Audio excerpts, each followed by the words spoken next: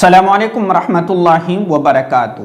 روزانہ 3000 مرتبہ استغفار پڑھنے کے کیا کیا فائدے ہیں،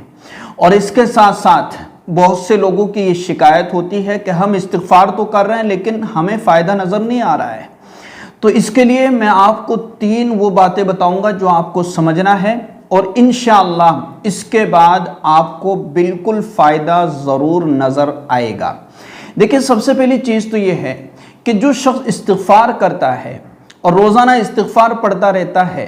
تو اللہ تبارک و تعالیٰ اس شخص کو جو سب سے پہلی چیز عطا فرماتے ہیں نا، وہ ہے دل کا سکون۔ کہ آج دنیا کے اندر جو شخص بھی، جس پر جو بھی پریشانی آتی ہے، حالات آتے ہیں، مصیبتیں آتی ہیں، تو ان تمام پریشانیوں اور مصیبتوں کی وجہ سے وہ شخص پریشان ہوتا ہے اور بے چین ہوتا ہے، اور دل میں ایک گھبراہٹ سی اور ایک بے چینی سی رہتی ہے۔ لیکن جب استغفار پڑھتا ہے تو اللہ تبارک و تعالیٰ اس کی اس بے چینی کو ختم فرما دیتے ہیں، اور اللہ تبارک و تعالیٰ استغفار پڑھنے کی برکت سے اپنی رحمت خاصہ اس کی طرف نازل فرماتے ہیں، کہ جس کی وجہ سے اس کی جو ٹینشن ہے، یا جو ہے اس کا جو غم ہے، یا جو اس کے دل کی بے چینی ہے، وہ اس کو بہت زیادہ ہلکی معلوم ہوتی ہے۔ اگر آپ کو اس بات پر یقین نہیں ہے تو آپ آزما کر کے دیکھے گا کہ ایک تو وہ شخص ہے کہ جس پر پریشانی آئی، مصیبت آئی، حالات آئے، اور اس نے استغفار نہیں کیا تو اب اس کا دل بہت زیادہ بے چین ہے۔ اور ایک وہ شخص ہے کہ جس پر حالات اور پریشانیاں آئی، آزمائش آئی، مصیبت آئی، لیکن وہ وضو کر کے اور مصلی بچھا کر 2 رکعت نماز پڑھ کر کے اور اللہ کے سامنے دعا بھی کر رہا ہے اور استغفار بھی کر رہا ہے، اور رات میں سونے سے پہلے اور صبح میں اور دن میں چلتے پھرتے اٹھتے بیٹھتے اس کی زبان پر استغفر اللہ ربی من کل ذنب واتوب الیہ یہ کلمات ہیں، تو اس کے دل کو سکون ملتا ہے، اس کے دل کو راحت ملتی ہے، اس کے دل کو آرام ملتا ہے۔ تو یہ اللہ تبارک و تعالیٰ کی بہت بڑی نعمت ہے کہ استغفار پڑھنے کے بعد، اسی طریقے سے ذکر کرنے کے بعد، نماز پڑھنے کے بعد، وضو کرنے کے بعد، تہجد پڑھنے کے بعد انسان کو دلی سکون ملتا ہے۔ اور اللہ تبارک و تعالیٰ نے قرآن کریم کے اندر بھی ارشاد فرمایا کہ الا بذکر اللہ تطمئن القلوب، اللہ تبارک و تعالیٰ کے ذکر کے اندر جو ہے دلوں کا سکون ہے، اطمینان ہے۔ تو سب سے پہلی بات تو یہ سمجھ میں آ گئی کہ استغفار کرنے کی برکت سے انسان پر جو حالات اور مصیبتیں، پریشانیاں آتی ہیں، اور ان کی وجہ سے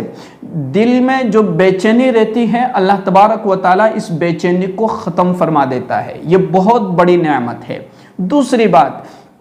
کہ ہمیں استقامت کے ساتھ استغفار کرنا ہے۔ ہماری غلطی یہ ہوتی ہے کہ ہم کسی بھی عمل کو جو ہے استقامت کے ساتھ نہیں کرتے، بلکہ آج کیا دوسرے دن چھوڑ دیا، دوسرے دن کیا تیسرے دن چھوڑ دیا۔ تو ہمیں ریگولر مکمل پابندی کے ساتھ، چاہے ہم تھوڑا پڑھیں، ہم 3000 مرتبہ استغفار نہیں پڑھ سکتے، کوئی بات نہیں، دن میں کم سے کم 100 مرتبہ ہم استغفار کا معمول بنائیں۔ اللہ تبارک و تعالیٰ سب سے بڑی چیز جو دل کا سکون ہے وہ آپ کو عطا فرما دیں گے، اور جو شخص استغفار کرتا ہے وہ اللہ تبارک و تعالیٰ کے قریب ہوتا چلا جاتا ہے۔ اب آپ خود ہی اندازہ لگائیں اور آپ خود ہی بتائیں کہ جو شخص اللہ کا قریبی ہو جاتا ہے تو اللہ تبارک و تعالیٰ اس کو کتنی تسلی اور کتنا سکون عطا فرماتے ہیں۔ آپ کو ایک مثال دے کر کے میں آپ کو سمجھاؤں کہ آپ کے پاس، آپ کے پڑوس میں یا آپ کے پاس میں کوئی رہنے والا ہے،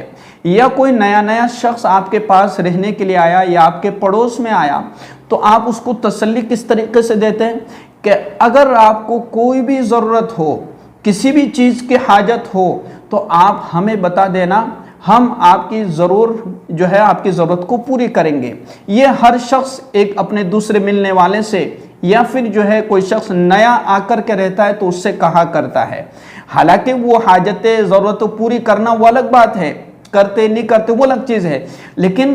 اس شخص کو ایک سہارا مل جاتا ہے کہ ہاں ہمارا کوئی ہے کہ جو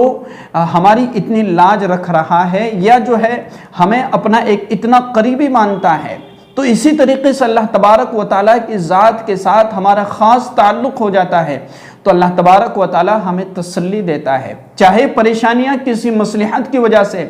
ہماری ختم نہیں ہوتی، لیکن اللہ تبارک و تعالیٰ کی طرف سے اس کو توفیق ملنا اور عبادت کرتے رہنا، استغفار پڑھتے رہنا، تو یہ اللہ تبارک و تعالیٰ کی طرف سے انسان پر، مومن پر بہت بڑی ایک نعمت ہے۔ اور تیسری چیز کہ ہمیں صبر سے کام لینا ہے۔ ہم بڑے بے صبرے ہو کر کے کام کرتے ہیں، ہم بڑے بے صبرے ہو کر کے عبادت کرتے ہیں۔ دیکھیں یہاں پر یہ بات سمجھے کہ ہم اللہ تبارک و تعالیٰ کی عبادت کو جو ہے، اس لیے ہمیں اللہ تبارک و تعالیٰ کی جو عبادت کرنا ہے وہ اللہ کی محبت میں کرنا ہے کہ میرا اللہ مجھ سے راضی ہو جائے۔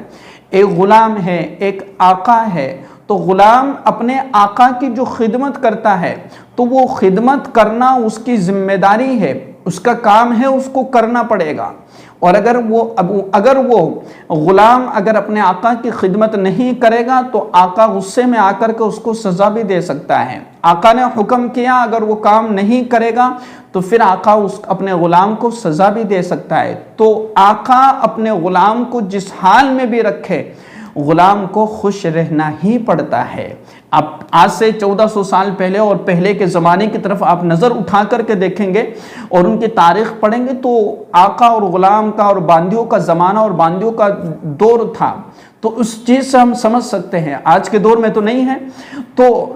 جو ہے غلام کو اور بندوں کو خدا جس حال میں بھی رکھے خوش رہنا چاہیے، اور غلام جس حال میں بھی رہے اور خدا اور آقا جس حال میں رکھے، اگر وہ خوش رہے گا تو اتنا ہی اس کا فائدہ ہے۔ تو اللہ تبارک و تعالیٰ کی طرف سے ہم پر بہت سی نعمتیں ہیں، ہم اللہ تبارک و تعالیٰ کا شکر ادا کرتے رہیں گے تو اللہ تبارک و تعالیٰ ہماری اس شکر گزاری کے بدلے میں اللہ تبارک و تعالیٰ ہمیں مزید نعمتوں سے نواز دے گا۔ تو ہمیں جو کام کرنا ہے وہ صبر سے کرنا ہے۔ بھائی استغفار ہم پڑھ رہے ہیں، استغفار ہم کر رہے ہیں تو ہم